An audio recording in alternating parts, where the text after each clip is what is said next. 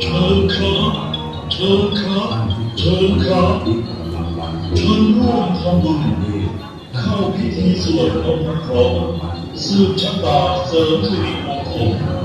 ณมณฑลพิธีวัดบางพลีใหญ่ในพระบารมีวันอาทิตย์ที่1 กุมภาพันธ์ 2569 เวลา 13 นาฬิกาเปิดโรงทำบุญเข้าร่วมพิธี369ราคามอบโรงหลวงพ่อโตหรือโทแดงโรงดาวต่อโอนกระเนิดทุกคนมายกผลแด่คุณยาเสริมสิริมงคลณมณฑลพิธีวัดบางพลีใหญ่ในพระบารมีวันอาทิตย์ที่1 เปิดโรงทำบุญเข้าร่วมพิธี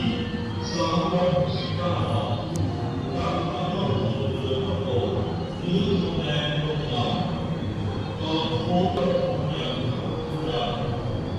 1 ปีจะมงคลแห่งพิธีเพียงครั้งเดียวด้วยความเป็น